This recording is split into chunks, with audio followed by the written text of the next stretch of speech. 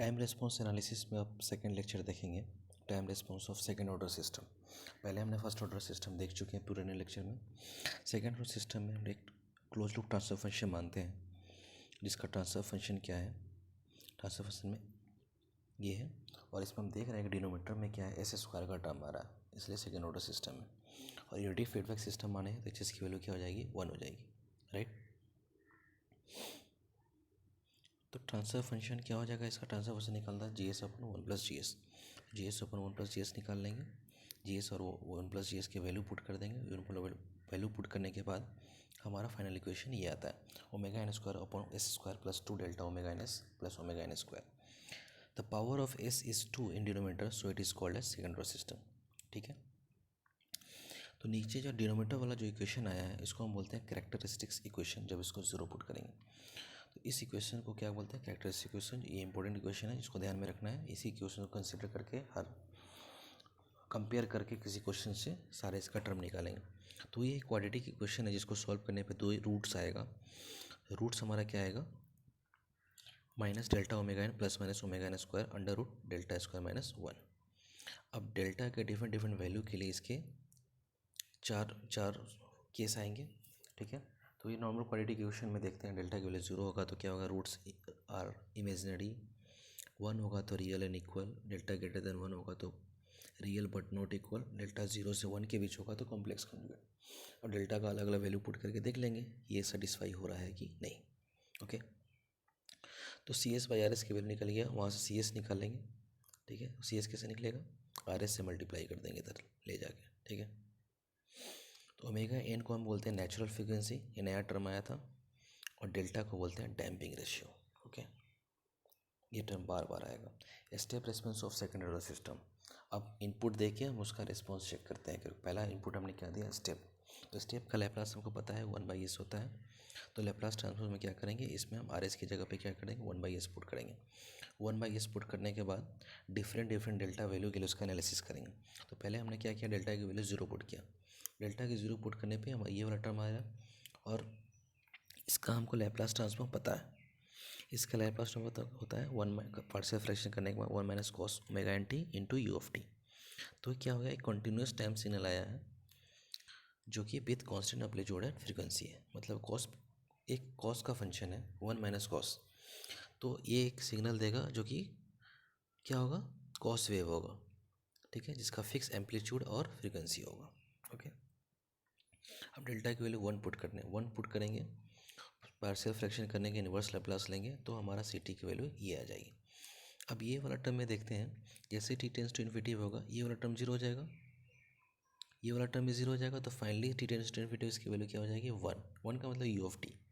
तो डी बोलता है reach the state input in steady state. Steady state पर जाने के बाद यू टी हो जाएगा इसकी वैल्यू, कब, जब डेल्टा इक्वल टू 1 होगा step response of second order system. Okay, case 3 क्या है, केस 3 सबसे ज़्यादा इंपॉर्टेंट है, 90% क्वेश्चन आपको इसी से पूछा जाएगा। केस 3 में होता है डेल्टा 0 से 1 के बीच रहेगा, तो डिनोमीटर को हमने इस फॉर्म में लिख लिया। इस फॉर्म में इसलिए लिया क्योंकि इसका Laplace transform 1/s square plus A square या A square by S square plus A square, इसका लैप्लास ट्रांसफॉर्म को पता होता है, साइन फॉर्म में होता है, इसलिए इसका लैप्लास आराम से निकल चुका है।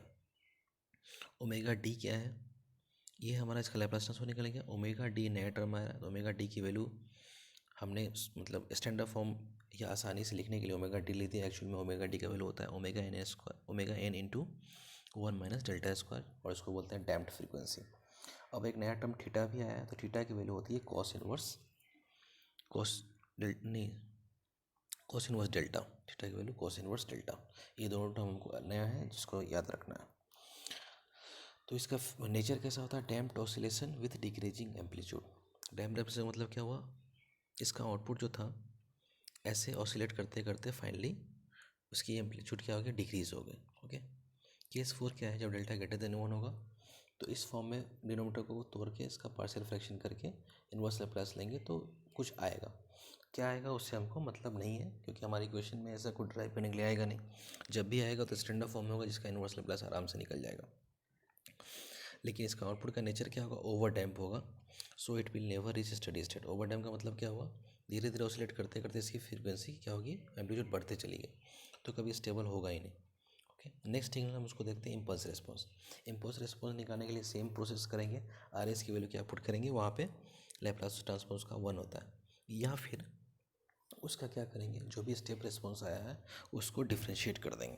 ठीक है, अभी एक इंपॉर्टेंट पॉइंट, डिफ्रेंशिएट करने से स्टेप रिस्पॉन्स निकलेगा, जो कि पिछले क्लास में एक इम्पोर्टेंट पॉइंट छूट गया था। इसका मतलब ये हुआ कि जब कभी भी हम पाराबोलिक सिग्नल है हमारा, पाराबोलिक सिग्नल को हम डिफ्रेंशिएट करेंगे तो हमें क्या मिलेगा, रैंप सिग्नल। रैंप सिग्नल को डिफ्रेंशिएट करेंगे तो हमें क्या मिलेगा, यूनिट स्टेप या स्टेप सिग्नल। स्टेप सिग्नल को डिफ्रेंशिएट करेंगे तो हमको इम्पल्स सिग्नल बोलेंगे। सेम इसका रिवर्स जाएंगे, रिवर्स में क्या होगा, जब रैंप को इम्पल्स को इंटीग्रेट करेंगे तो स्टेप मिलेगा, स्टेप को इंटीग्रेट करेंगे तो रैंप मिलेगा, रैंप को इंटीग्रेट करेंगे तो पैराबोला सिग्नल मिलेगा। तो जब कभी भी नहीं दिया रहे तो इंटीग्रेशन और डिफरेंशिएशन से उसके जस्ट एडजेसेंट वाले सिग्नल को निकाल लेंगे। टाइम डोमेन स्पेसिफिकेशन, अब टाइम डोमेन फंक्शन जो हम पढ़े हैं उसमें कुछ स्पेसिफिकेशन देखना है कि क्या कुछ मापदंड होता है सिग्नल ऑर्डर सिस्टम में। ठीक है, तो ये ग्राफ हमने एक रिस्पॉन्स आउटपुट का बनाया है, जो कि क्या हो रहा है, डिक्रीज़ हो रहा है, इंक्रीज़ होगा, फिर धीरे धीरे सेटल हो जा रहा है। बहुत सारा टर्म इसमें लिखा हुआ है, एक टी डी है, एक टी आर है, एक टी पी है, T D, T R, T P और एक टी एस। तो टी डी को बोलते हैं डिले टाइम। तो डिले टाइम होता क्या है, जब भी आउटपुट हमारा जीरो से आधे पे पहुंच जाए, जीरो से 0.5 पे पहुंच जाए, जीरो से 0.5 पे पहुंचने पे जो भी टाइम लगता है उसको क्या बोलते हैं, डिले टाइम बोलते हैं। ठीक है, अब होता है राइज टाइम। राइज टाइम का मतलब हुआ कोई भी आउटपुट को जीरो से फाइनल वैल्यू पहुंचने पे, जीरो से फाइनल वैल्यू पहुंचने पे जो टाइम लगता है उसको बोलते हैं राइज टाइम। नेक्स्ट है हमारा टीपी। टीपी वो टाइम होता है, क्योंकि फाइनल वैल्यू तो हमारा 1 है इसका, लेकिन 1 पे पहुंचने से पहले क्या होगा, किसी पीक वैल्यू पे पहुंच रहा है, वो पीक वैल्यू पहुंचने के बाद सेटल हो रहा है। तो पहला बार जब पीक पे पहुंचने पे जो टाइम लगता है उसको बोलते हैं पीक टाइम। यहाँ तक पहुंचने में जो टाइम मिला उसको पीक टाइम बोलते हैं। ठीक है, और एमपी क्या होता है, एमपी को बोलते हैं पीक ओवरशूट या मैक्सिमम ओवरशूट। तो एमपी क्या होता है, फाइनल वैल्यू से उसकी पीक कितना क्या बोलते हैं, डेविएशन हो रहा है। तो डेविएशन इतना हो रहा है एमपी, तो इस डेविएशन को बोलते हैं एमपी, इसका मैग्नीट्यूड को। ओके, या पीक ओवरशूट या मैक्सिमम ओवरशूट परसेंटेज में निकालना हो तो उसको 100 से मल्टीप्लाई। और एक टाइम है यहाँ पे सेटलिंग टाइम। तो स्टडी स्टेट पहुँचने में जो भी टाइम लगता है उसको सेटलिंग टाइम बोलते हैं। ओके, इसका डेफिनेशन आगे देख लेंगे सेटलिंग टाइम का, ये टर्म मैंने बता ही दिया है, right. All the time domain figure. Settling time से पहले वाले जितने भी टर्म है उसको बोलते हैं ट्रांजिएंट। ठीक है, सेटलिंग टाइम के बाद वाले स्टेट को बोलते हैं स्टडी स्टेट। डिले टाइम कैसे निकालेंगे हम, तो डिले टाइम का डेफिनेशन हमने देख चुके हैं। डेफिनेशन देख लें कि आधे वैल्यू पहुंचने पर जो टाइम लगता है उसको सेट डिले टाइम बोलते हैं। तो जो रिस्पॉन्स हमारा सी टी को 0.5 आया, यानी आधा वैल्यू, उस वैल्यू को ट्रांसफर फंक्शन में पुट कर देंगे स्टैंडर्ड ट्रांसफर फंक्शन में। स्टैंडर्ड ट्रांसफर फंक्शन हमारा जो भी आया था, स्टैंडर्ड ट्रांसफर फंक्शन एनालिसिस करने के लिए हम एक ही है हमारे पास, ठीक है, ये वाला, इसी को हम यूज़ करेंगे हमेशा। जीरो से डेल्टा मान के देंगे, 0 से 1 के बीच में है। जब ये वैल्यू पुट करेंगे डिले टाइम में, आउटपुट की जगह 0.5 पुट करेंगे और t equal to t d put करेंगे तो हमारा ये इक्वेशन ड्राइव हो के आ जाएगा, t d equal to 1 plus 0.7 delta upon omega n. इस इक्वेशन को डायरेक्टली यूज़ कर सकते हैं डिले टाइम निकालने के लिए। राइज टाइम निकालने के लिए क्या करेंगे, 0 से 100% पहुँचने में जो टाइम लगता है उसको राइज टाइम बोलते हैं अंडर डैम्प सिस्टम के लिए। लेकिन ओवर डैम्प अगर सिस्टम होगा तो 10% से 90% पहुँचने में जो टाइम लगेगा उसको डिले टाइम बोलेंगे। ठीक है, इसको टी आर से डिनोट करते हैं। टी आर निकालने के लिए क्या करेंगे, फाइनल वैल्यू मेरा 1 है तो सी टी की वैल्यू 1 पुट कर देंगे और टी की वैल्यू टी आर पुट कर देंगे इक्वेशन में। तो टी आर की वैल्यू आ जाए pi minus theta upon omega T. ठीक है, pi minus theta upon omega T. तो टी आर क्या होता है, डैम्प्ड फ्रीक्वेंसी के इन्वर्सली प्रोपोर्शनल होता है, राइट। पीक टाइम हमने बता दिया, पीक वैल्यू पे पहुंचने के लिए जो टाइम लगेगा उसको पीक टाइम बोलेंगे।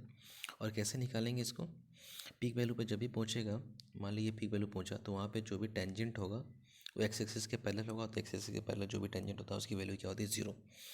और वो टेंजेंट निकालने के लिए हम क्या करते हैं, डिफ्रेंशिएशन करते हैं, डी वाई डी एक्स। तो जो भी हमारा आउटपुट आया है इसको डिफ्रेंशिएशन करेंगे, डिफ्रेंशिएशन करके 0 पुट करेंगे और टाइम की वैल्यू टी पी पुट करेंगे, t equal to T p put करेंगे तो उससे टी पी निकलेगा pi by omega T.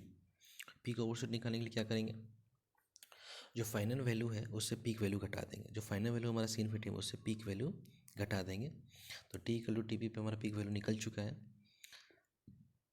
T equal to T P पे पुट करेंगे तो हमारा निकल जाएगा फाइनल वैल्यू।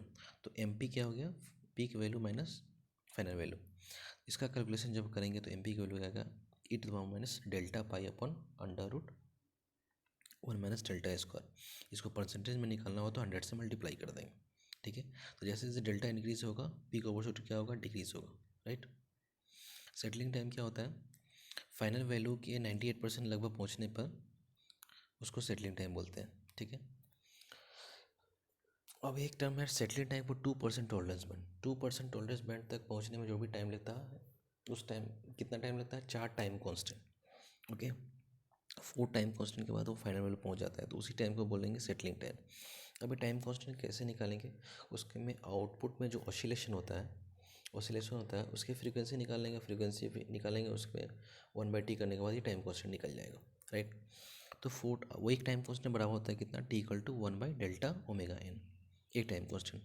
और 2% टॉलरेंस के लिए हम लोग कितना चाहिए, 4 टाइम कांस्टेंट, राइट। लेकिन जब 5% टॉलरेंस बैंड दिया रहा है तो उसके लिए 3 टाइम कांस्टेंट चाहिए, 3 इंटू टी, टी की मतलब टाइम कांस्टेंट, 3/डेल्टा ओमेगा एन। 2% टॉलरेंस बैंड का मतलब हुआ कि लगभग 98% पहुंच जाए, 5% टॉलरेंस बैंड का लगभग 95% पहुंच जाए वो फाइनल वैल्यू। तो सेटलिंग टाइम का हमारा ये इक्वेशन हो गया, ओके, ठीक है, थैंक यू।